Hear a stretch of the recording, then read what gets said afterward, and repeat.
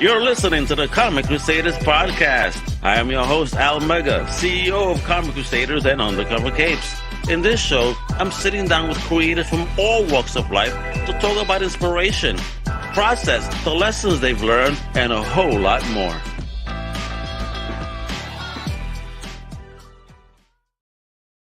Hey, yo, what up, mi gente? This is your boy, Al Mega. Welcome to a brand new Comic Crusaders Podcast. And today, we're in for a treat. What? Because we have an award-winning actor, writer, director, comic book nerd that has an ill project that got funded recently on Kickstarter called Darla. Let me introduce the one, the only, the legendary Mr. Josh Ruben. Wepa! What up, kiddo? How you doing? What's up, man? How you doing? Thank you for having me.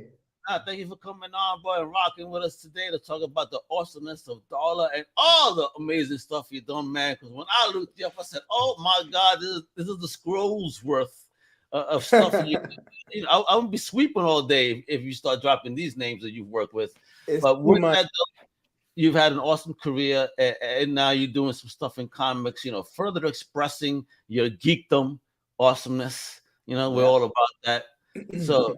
Josh, give it to us. Origin story, where you originally from and your first love in fandom. Oh, man. I was born in Washington, D.C. In 1983. Rhyme intended. I grew up in Potomac, Maryland, the suburbs. My sister introduced me to horror. It was before comedy, before anything I got into. It's like Friday the 13th and Freddy's Nightmares and everything Freddy Krueger and everything Jason. It was all playing on cable all the time, always. So it was that combo of like my older sister letting me watch cable horror movies in her room. Comics came a little bit later. I probably enjoyed horror before I could read. But as soon as I could, comics were the first thing I picked up. But yeah, it was horror movies. I agree with you there, Josh, because definitely my love of horror predates my first, touch of a comic book. So we are brethren there, my friend. Yeah. So what was the first film then that stuck out in your mind? An obscure one, probably Stephen King's Cat's Eye. So a really obscure Stephen King movie, like young Drew Barrymore running from like a little troll demon in her wall, like different kind of vignettes. It's probably in part why my first movie was kind of like an anthology horror film in a way. So I was super inspired by it. It's pretty cheesy now. If you watch it now, it's like full of cheese. But when I was a kid, it was really, really eerie. It just kind of got under my skin for sure. But Freddy Krueger, my intro to him was like he was like a cartoon character. I think Dream Warriors was the first Freddy movie I watched. So he got funnier by then. That's why way funnier. He was Bugs Bunny when I watched him. Yeah, he was more of a character by then that would just destroy you in your dreams. Yeah, that's right. So were you alone in your fandom growing up? With your geekdom, did you have a tribe or you were a lone wolf? I was pretty much a lone wolf. I play a lot like with my action figures, making voices, talking to myself. I had a couple of close buddies every time we moved, because I moved a couple of times, mainly from Maryland to New York, and then, from school to school. There's always one or two kids. What New York you hit up? Because I'm a Brooklyn boy. Well, I lived in Brooklyn way later, but first it was the sticks. It was Woodstock, New York, which wasn't nearly what it is now, but it was like the country, Little did I know I was entering into like the DNA. I was breathing the same air as like Larry Fessenden, who was making scary movies up in that part of the world. And I think that's kind of what like bit me a little bit. Moving from the suburbs to like truly the woods, like full-time mountain time, that was what really like ignited everything. But yeah, I didn't have a lot of friends. Okay, that sucks. But good. You still have your toys. Your parents bought you toys and good stuff to keep you. That's right. Toys and cap guns. Yeah. Oh man, they don't even make cap guns anymore. Not like they used to. Yeah, rightfully so, I guess. But boy, were they were a lot of fun. Like they looked real. There was a time when it was just the most fun ever. Oh yeah. That and the walkie-talkies. I did some naughty things that I shouldn't have. I won't admit now because I'll probably get arrested. So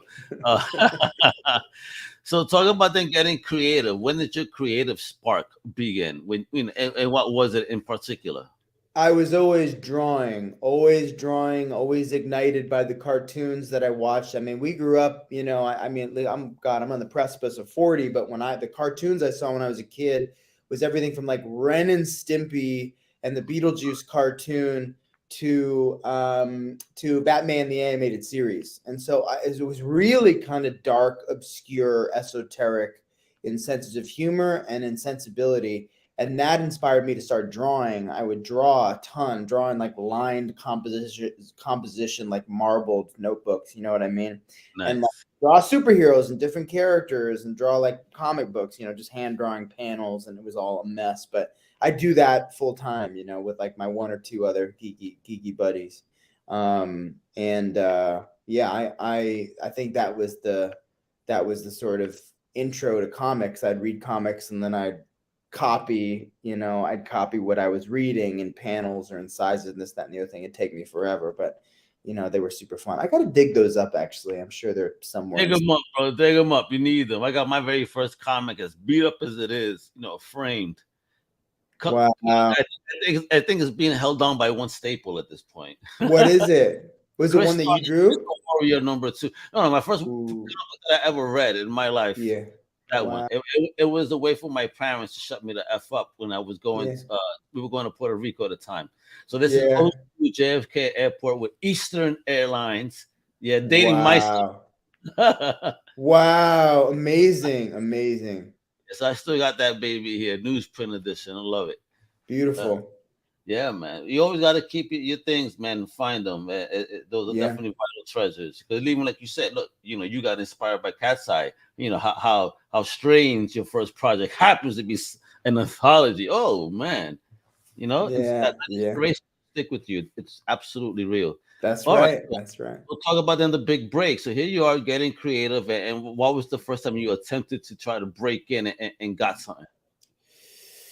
Oh man, I mean, there are different tiers of it. When I'm a young kid, I get into youth theater. We start doing plays. You're a big fish in a small pond. So that was the first taste of it. I'd do plays. I'd do Little Shop of Horrors. I would do some PG version of Rocky Horror Picture Show. We do like Les Mis and like the old school musicals. You could do Rocky Horror and PG. Exactly. They were like, they took out the touch me became the touch of tango. And like some of us wore fishnets, but no one had our shirt. I mean, it was just ridiculous that my parents were so nervous, because when you see the movie and it's like, should the kids be in this? But it was Woodstock, New York, so it wasn't too perverted. So there was like the first taste of that in theater, and then when I moved to the city, it was like, my first like a TV acting job was like a line in a soap, like One Life to Live, and I thought I was like going to be famous and rich. That didn't happen. But did you sign up, or how did you even get that? How did you even find out about it? Out of the blue, some casting director called me who I had auditioned for, just I guess probably on some big cattle call audition, and she thought his cheekbones are sharp enough. Maybe he could do one line as a bartender at the Ultraviolet bar in One Life to Live. And I thought my career was just starting. I was like, this is the most amazing thing ever. It was a very New York experience. It was like I'd walk from my apartment on 26th Street in Chelsea all the way up to 66th Street along the park. So I'd walk along Central Park and I'd go shoot my one line, and they'd treat me terribly. And I'd be in like a weird little room with all the extras. And I mean, it was just, but I was having the time of my life. So it was like, that was a tier. And then I guess the biggest one, like after College Humor, making thousands of videos for the internet, I was like, I'm going to make my own movie. I didn't matter if it was like $25,000. Making videos for the internet, my brother. How did you even get into that whole joint? That whole joint was like, I just started making them with my buddies. We started just making them on the video camera that my parents got me for my high school graduation. We started making them for fun. We'd shoot in order. I didn't even know how to edit. We just shoot sequentially. And my buddy Sam Rice, who now owns College Humor turned Dropout TV, which is super popular online platform, he was like, I think there's something here. I think there's something with putting videos on the internet. And he thought of that before Flash or YouTube. There were a few other people putting videos up, and then he became, the kind of the beginning of the College Humor video revolution. I was hired to be an on-staff director, actor, producer, writer. It's crazy. Nice. You must have had a good time during that era. That was the best era because you're just shooting Nerf guns at each other and like making sketches about boobs and beer and video games, and I mean, it was crazy to be in your 20s and be in New York and just working with your buddies. You could still Yeah. kind of still afford New York, a little bit. Oh yeah, back then, yes, it was semi-affordable, and then we got Bloomberg, and he said the words, "Oh, New York is a luxury to live in," and that shit swelled up everybody's head. Yeah.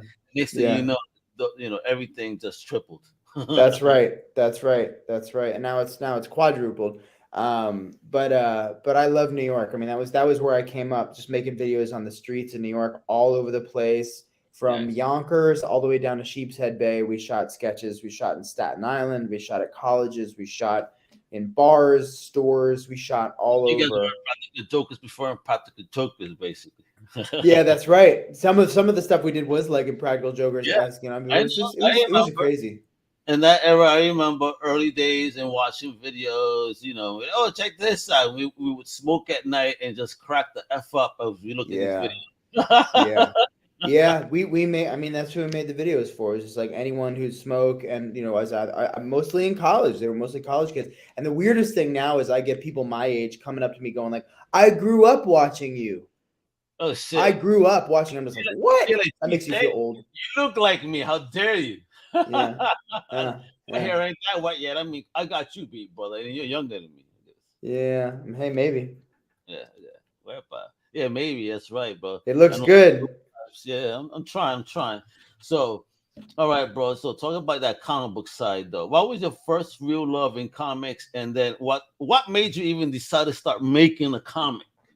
And I loved. Well, I'm trying to remember what the intro to it was, because we had a comic book store close to where I grew up in Maryland. I'd go. I think the lore for me was that they used to have these 12, 15-inch action figures. Like when Batman Returns come out, all I ever wanted was one big Batman. I think I got one. I convinced my parents to get me one. They were expensive. They were $29. And what's that? Remember the T-shirts that came out during that time? Yeah. I had all the T-shirts that were coming out for Batman. Well, every other had a Batman T-shirt. Yeah, they were all beautiful. I had one, and I had one mug that later my first girlfriend in New York City got me that I still have, because it was just the Batman symbol, the 89 symbol. But anyway, way back when, I can't remember what the first comic was. I mean, I think I just picked up, it was probably Batman. I probably picked up one that just looked like the guy who, I loved. I grew up on the Adam West and all. And I know that when I first started really caring about it, like I bought The Death of Superman, or asked my dad to, before I even knew really what the whole legacy was. And then I definitely opened it. It was like in the plastic. That's how they sold it, because they knew it was going to be a big deal. I just immediately opened it. Of course I'm going to read it. It was Batman. It was like it was a lot of Batman, it wasn't called, I just looked this up and I have to remember the name. It was something like Night of the Demon. It's when he fights Ra's al Ghul in the desert. Okay. And it's like a collection with him and Talia and Ra's al Ghul. And that one I read back to front to cover, front to back. Stuff from back then. Yeah. Like, you had the Batman with the chest hairs, the 70s Batman. That's right. He was like in a cowl, but no shirt on, like, beating the shit out of people in the desert, But I think the other one was Batman. Think about that, right? Batman was a luchador, just a cowl shirt. Yeah, that's true. He was.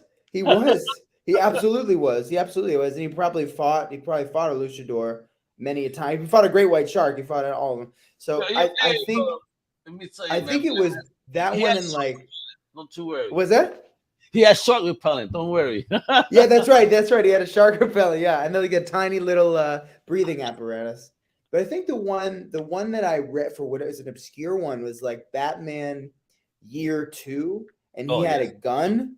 He had Joe Chill's gun, so he'd like shoot at people, and he was fighting. I want to say that was the one where he fought the Reaper, but that might have been Full Circle. I can't remember. No, that was Full Circle with the Reaper for sure. But listen, when Batman started, he had a gun, folks. I mean, that just got retconned. It's okay, I won't use one, but he was back in the day. He was a noir character. He had a gun. Yeah. I can't remember who the villain in Year 2 was then, but that the one on the cover when he's holding it and he's got the the injury.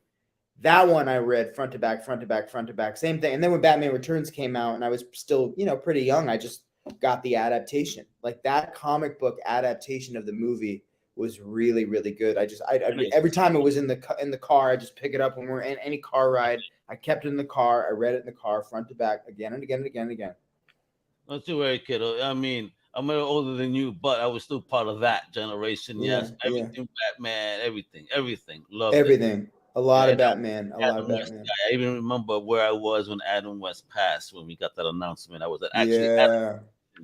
Yeah. That whole convention's energy died down literally. Yeah. Now sit over the speaker, and the energy literally died down. Like everybody, when we heard that, it's like,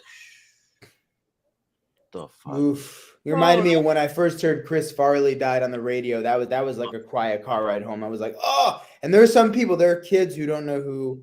I mean, so Adam West, Chris never Farley. got to enjoy his shenanigans for sure, because Chris Farley was going to be one of the effing greatest of all time. He was on the way. He was on. That's right. That's right. That's right. I mean, well, that's why. Well, unfortunate success, stress, and other things get to people. That's right. That's right. Reach out if you need help, folks. For real, That's right. It's really important. That way we don't lose you.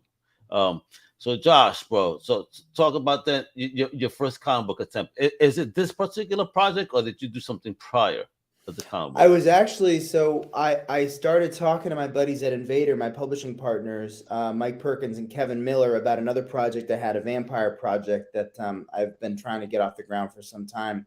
And it was really weird. I actually kept hitting a wall with with the Ashcan script, like with comic writing. It was really weird. It was like I couldn't figure out how to really consolidate the dialogue and to make it fully visual with minimal dialogue, because I'm such a writer. Oh my God. Josh, it was crazy. I interviewed Carissa Grant yesterday, and she said the exact. She comes from the novel, and she goes to try to. She's like, in the novel, you just write it. Here, now you have to explain the scene for them to understand what you're trying to portray in these words. So it's a whole different world. It's really weird. It's like a brand new. It's rewiring your brain, which is why, because I fancy myself as someone who could just adapt to that medium, no problem. That was tough. That was really, really tough. And so what I did was something very sacrilege. I dually had an artist, Brianna Tippett, who is hand drew Darla brilliantly, who'd been doing fan art for my movies for years. Stuff that I was in, or College Humor stuff, or Wounded Fawn recently, but that was after the comic. Werewolves Within art, Scare Me art. She would just send me this art, and then I looked her up, and I'm like, oh my God, you self-published these books. Your artistry is incredible. You've got such an eye. Would you ever want to collaborate on something? She goes, oh my God, I'd die to. I called her out in Fangoria and all this stuff. And so I thought, I had this really dark movie script that I tried to get off the ground for like a hot second. I didn't get it off the ground. And I was like, your artistry is so charming and yet so gruesome. Maybe we could bring this dark story to life with your art style, and maybe it could be super impactful. She read the script. She was like, wow, this is great. It's up my alley. Like, she immediately started drawing comps that I had referenced, everything from Shutter Island and the Babadook to Prisoners and House of the Devil, like really obscure stuff. And she was loving it. She would just start testing the water. She liked to just kind of pre-sketch characters and just show me stuff. And I said, I'm loving everything you're doing. I showed her the Dead Zone. It was inspired by the very Stephen King. So she essentially, the first swing of my script of this book, Brianna hand drew 155, maybe close to 200 pages. She adapted the screenplay into comic form, and then Invader was like, this is way too many words. You have to go back in here and take out half of these bubbles. It's going to look like it was choked with words. So that sometimes the image would just be her eyes, the bubbles all around her, because poor Brianna. What art lies behind the word bubble? That's right. Yes, truly. And I was like, that's where I learned my lesson. And so, I want to go back into my next. I'm addicted now. I mean, now that I know you don't have to spend hundreds of thousands of dollars on a short film or a feature. You can just like support some artist and work on it truly collaborative and start writing right now, start creating like right now, start drawing right now. That's what really, really excites me about the medium, because it's fast. And I would love to work fast, even if it's, you know, sometimes to my detriment. So, you know, yes, she did it, and it worked out great. The rest is history. We come out on the 31st of May. Woo! Yeah, baby. And you know, this was a Kickstarter. So let's give you guys a little tease. The Kickstarter's over, folks, all right? But obviously it got funded and they did their thing and kicked ass. And now they're coming out to Invader. But let's take a look. That way you guys get a nice little tease of what Invader is all about with that beautiful art. Be a nice little play, right? Oh, hello. My name is Josh Ruben. I am the director of Scare Me and Werewolves Within, and I have created my very first graphic novel, a psychological horror called Darla, about an irritable small-town woman who, after this wicked accident, starts to devolve and fantasize about a monster that lives inside her home.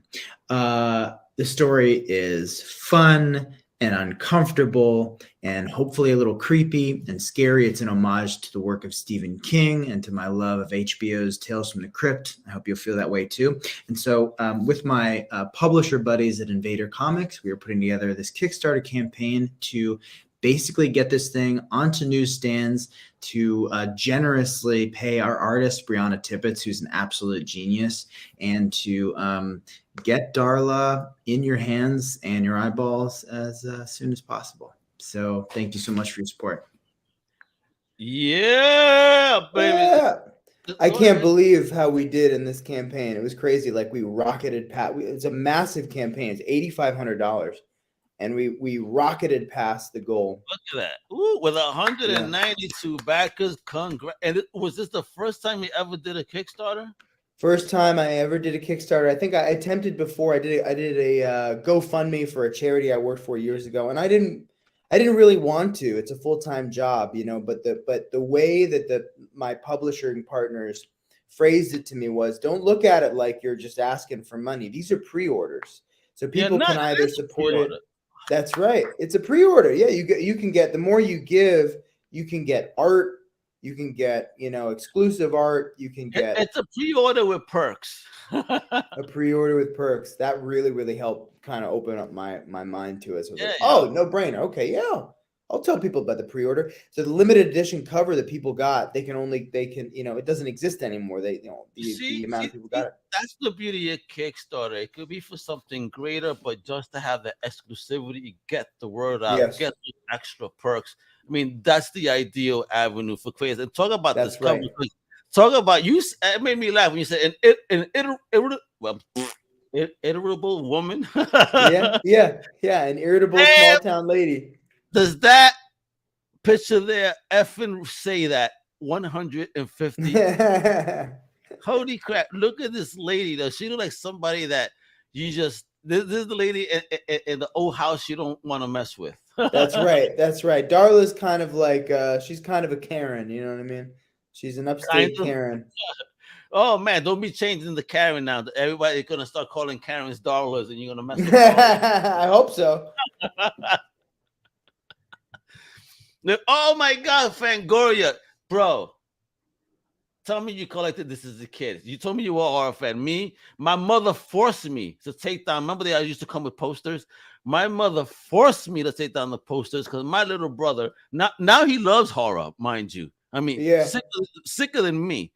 But back then, I was terrified, and I was forced to take down posters. I was censored in my own home. Sacrilege. Unfair, Mom.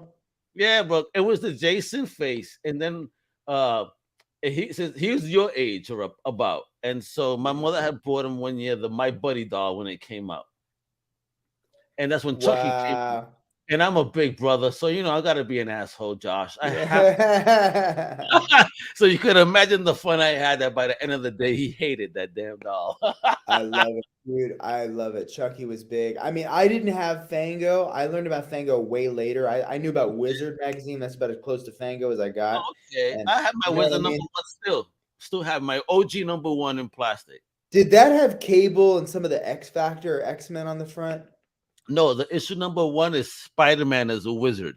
Oh my God, amazing. Oh my Yeah, God, that's so dope. still have it. I mean, I and remember the first wizard I saw. Yeah, that's I'm so starting cool. to pick them up. Pick them up just for the nostalgia, because this is how folks, you kids, before the internet, this is how we found out about comics.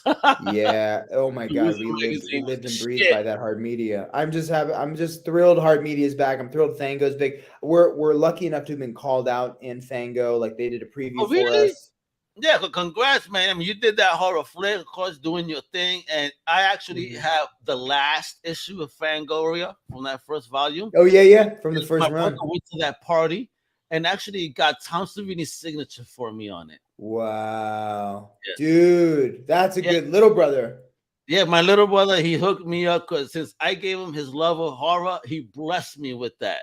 He goes, here, since you put me on, I give you this. I'm like, that's huge. Yeah. Savini's no joke. That's legendary status right there. You know it, my brother. We'll see him in one of your movies soon. And if you need a dead Puerto Rican in a horror film, I'll do you better than that. Bro, and look at this artistry here. I'm already digging how the pages look, the panel, the coloring. Talk about this. I mean, so this is the introduction. Is this when we meet our Darla? No, it's not. This is page 52. What's going on? This is when Darla has a dream where she's just gotten clued into potential legal settlement that might be a nice reason for her to reach out to her estranged daughter, who she may or may not have abandoned, had some kind of traumatic situation with. So she's having a nightmare about her daughter. His name is Dallas. So you're telling me that Darla, there's a lot of bochinche, right? The gossip behind yeah, there's a lot of drama, a lot of gossip, a lot of drama, a lot of hot gossip. So this is the first dream where we see, or the nightmare that Darla has. She snoozes and she sees the face of her estranged daughter, her adult daughter, Dallas, who then was an apparition in her dream, who sort of turns into the monster that she's been interacting with up until this point. Ooh, and is that the monster? Because whoa, some form of it, yeah. Style here? What is the style of coloring? Because is that almost, I could see the brush marks. Yeah, so she since that's the first thing that comes up, that she hand drew everything. She doesn't do anything digitally. But what she does is the brush marks then dissipate in the final version of it. You get like nice crushed blacks and everything, but you can see how Bree truly did the thing hand drawn, page by page. So it does have a hand drawn quality to it. I love this look right here, though. I mean, if you could do something just like, yo, here's like director's cut of a volume with this look. Yeah, I am because you really appreciate the artistry behind it. Yeah, you know what I mean? Yeah. And then now the word bubble. So you made me laugh. You said, so before you were crushing it, are you telling me, like, for example, here we have 2 word bubbles. So prior to this, you had maybe 20. This one, thank God, this nightmare I was smart about, and Brianna and I were, we attacked it minimalist style. There were other scenes, talkie scenes, were just like, wow, there's way too many bubbles in here. So we cut them down significantly, but not this one. This, Oh man, flamingos, guns, and collars. This yeah, and some drugs. Like, what's going on here? Where? Yeah, that's Darla's life. Fear and Loathing in Las Vegas, or what? What the heck? That's right. That's what's in her world. Those are some clues about Darla's world to be right now. Oh, so she's a fun old lady. She ain't so much of a Karen. That's right. She's a character for a reason. And this is our alt cover. Oof. Yeah, that's Daniel Crossier's alt cover. So our Kickstarter campaign, this was the limited cover that folks get. But it's another beautifully hand-drawn gig from Daniel. Word, hand drawn with those lines like that. Yeah, isn't that crazy? Yeah, it's crazy. Beautiful. And look at what a great set of teeth. My man. Gnarly, right? And there we go. Folks got awesome different tiers on this, digital tiers and physical tiers. There goes, folks, how it looks as the comic book cover. Gorgeous. What is that next to it, though? That is supposed to be her wallpaper sort of coming apart, and so there's this like almost Cronenberg-y style to it. It splits like skin. Yeah, isn't that gross? Did you like Cronenberg's last film? I haven't seen. I saw his son's film. I didn't see. Oh gosh, what was the one with the ears? Yeah. Oh my gosh, I can't remember the title. Yeah, No, I can't. I I tell you this, can't. but then I can't remember the title. Crimes of the Future. Was that it? Yes. Which is Was a it remake. good? Well, it's Cronenberg. Yeah, It's out. It's Cronenberg. Yeah, you gotta sit down, not be under the influence of anything. Yeah, and and take just it in. like, yeah, take it in. Yeah. Hey, I love him. I love that he's still doing it. Like Yeah, give me both. Nightbreed is one of the first things I saw, and to see him as an actor and know that he was an actor is just like, oh my god, that dude's a genius. Yo, I actually spoke about Nightbreed not too long ago. Clive Barker is definitely a legend, and I love Nightbreed, the comic book, everything, the whole. Why are we not getting a TV show on Nightbreed? That would work. I'm waiting, man. I really hope it's soon. I really That hope would it's soon. work I've been so well as dying. a TV show. And I Yeah. actually at a comic book convention last year, I found my holy grail because I sold it many years ago and I regretted it. But it's the first comic book where Hellraiser fought Nightbreed, and it's called What? Jihad from Wait Epic a Comics. minute. I have to look this up. That sounds Yes, it's called incredible. Jihad it's Hellraiser versus Nightbreed, and like Pinhead is like, okay, you get different insight into Pinhead because he's like, wow, a major player in this fucking book. 2-issue series, beautiful book with that very brushed, artsy paint. Oh, this So is beautiful. I'm gonna have to buy one, man. yes, get it. But listen, when I pulled it up, I don't know, it was like something. My energy took me to that box. I looked in this box, and that's the first thing I pulled out. And then I'm like, please tell me that you have issue 2. And I just went to the next one. I'm like, oh my God. Oh my god, I you look like the did? cheerleader. Give me pom poms because that's how I was right there that day. Like, woo! I was so happy as a fan. Dude. Oh, I love I this. just Oh, put you on. incredible. Folks, look at this. That's the eyes of excitement there. Like, wait a minute, I never heard of this. What are you talking about? What? You can get it. Oh my god, you can still get some on. Oh man, I Yes. have to do that. Oh, Get your hands on cool. this. You're gonna appreciate the crap out of it and the story. And this needs to be a movie too, a way to bring back all this stuff. I just hope they make Clive. There's so much Clive Barker IP. You know, he has a story called Ecto Kid that's like a supernatural superhero. It's like I'm a dark man freak, so I want more horror superheroes. You know? Yes. Yeah. Wait a minute, Josh. You're a writer. When are we getting in a director and a producer? You're doing all that business. We need you to give us one. What up? I gotta get his blessing. But you know what? If I can't make Dark Or Man you right can do now, me. Let's do Wepa Man. And anytime I scream Wepa, is an octo wave that destroys buildings. All right. that's great. It's like Repo Man. We can bring in demons. We can, dude. I love it. Repo Man. Oh my God. Shout out to my man Lance. That's one of his favorite movies. Like anytime he talks about movies, I love Repo Man. And it's true. I took a good look back at it again, because I saw it as a kid, obviously. Yeah. Now watching it back as an adult, you get it. Yeah. Oh, okay. It is dope. Yeah.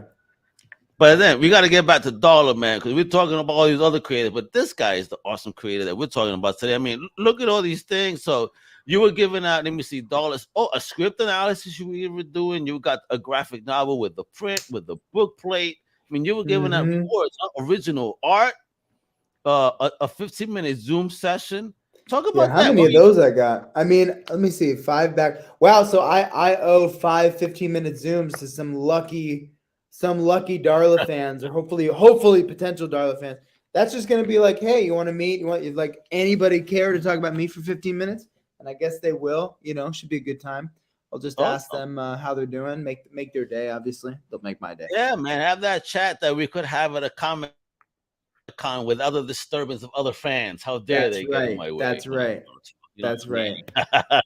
So before anything, I definitely want to know, because a big shout out to Invader Comics that you work with. How did you even get involved with Invader? I knew both of the guys who run it, Mike Perkins and Kevin Miller, from years ago. I used to direct commercials, so I met them in different parts of my career in different years. Mike Perkins, when I was working at a production company I was rep by years and years ago, and Kevin Miller, I can't remember. I think I met him when he was somehow involved in Comedy Central, and the two of them, then I found out they worked together.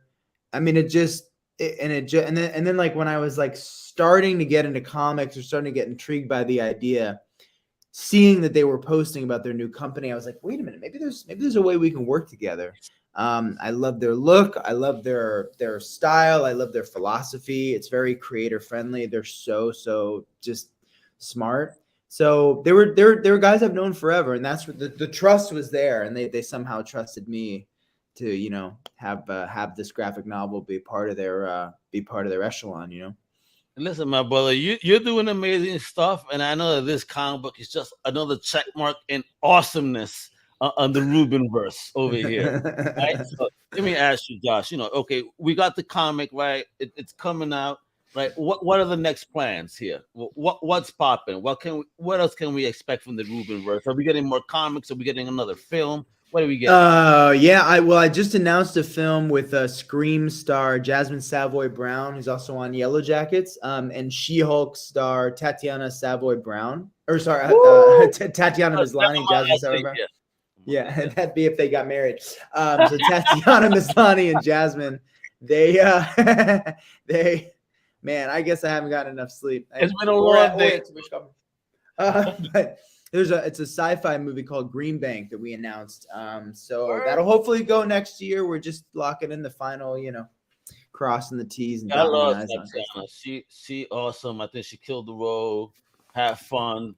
And I think she's extremely talented. Even before that, she's been working. Oh my God, so talented. Both of them are incredible actors. So just hoping I can do it before long. Get it done, brother. You're already doing it. You're the big man. So are you okay? So when the comic book comes out, we're in con season. Are you going to be doing any Comic Cons where we could see you? Dude, I will go anywhere people will have me. If you're listening, you want to have me there looking like Big Lebowski Jr., I will go and I will meet people. Bring the bowling ball. Yeah. I'll bring my bowling ball, bring a stack of comics. I'll sign shit. I'll do it all, man. I'm excited to meet people. There you go, folks. If you're a con runner, Josh is available. All right. He's done awesomeness, and he's gonna bring nothing but even more spice to the convention scene. That's right, kiddo.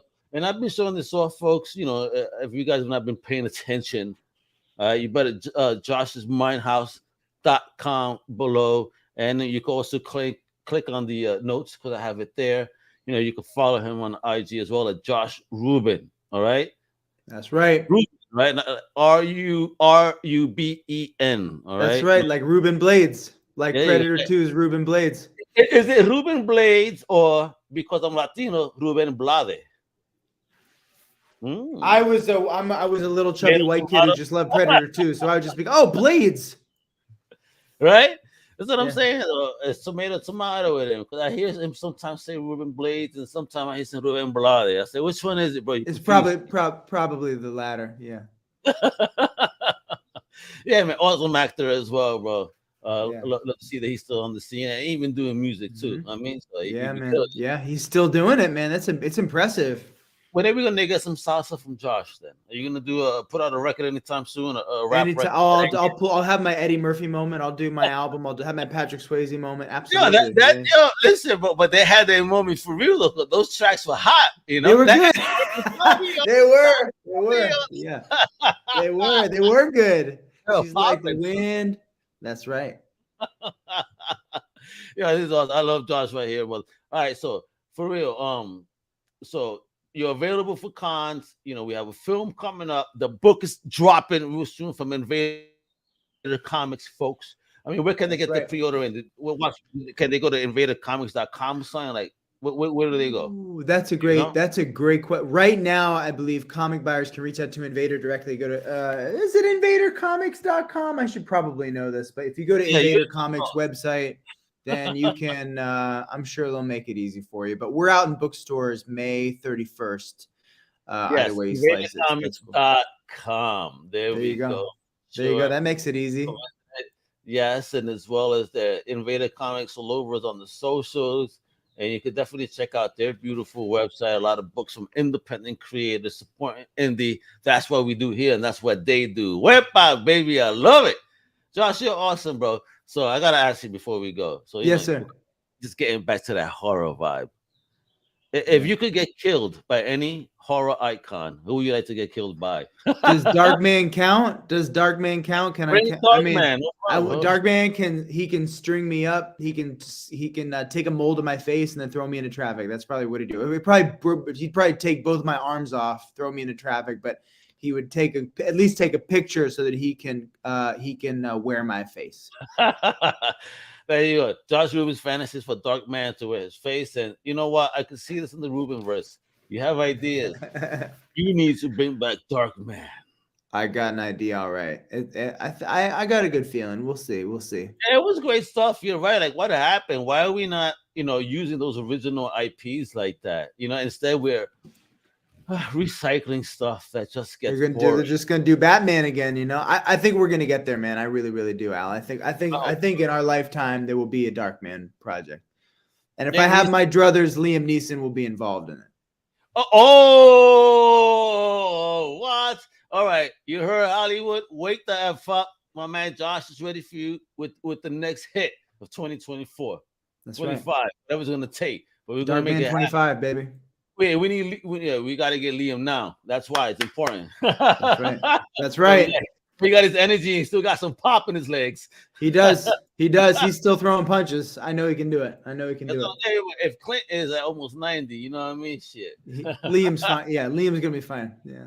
Yeah, awesome. Josh, you rock, bro. Bless, bro. I dig the energy. I dig the vibe. I hope to see you in person one day on the East Coast, West Coast, down south. Yeah, man. Yeah, I'd love it. Yeah, and the offer is there. If you need to kill a minority in a horror film, I'm here for you. All right? You can kill me in a horror film. Yeah, so that way you can fill the minority, criteria. No, he's not. But again, folks, follow my big homie here, Josh Minehouse, because my man is funny. He got stuff for you to keep you entertained, and a fantastic book with, what Darla is going to replace Karen's in the future, right? That's and right. Right there, follow Josh at IG, Josh Ruben, all right? He's introducing us the new lady we're going to dislike, lady name. That's right, the new Karen, everybody. Darla, check it out, 5/31/23, baby. Invader Comics, that's right. This is Comic Crusaders with the amazing Josh Ruben. Hasta la próxima, mi gente. Wepa! Thank you for listening to the Comic Crusaders podcast. If you like the content, please subscribe and turn on notifications. Also, please visit comiccrusaders.shop and our extended podcast family over at undercovercapes.com. And also, make sure to download the Comic Crusaders app on the Google Play Store today.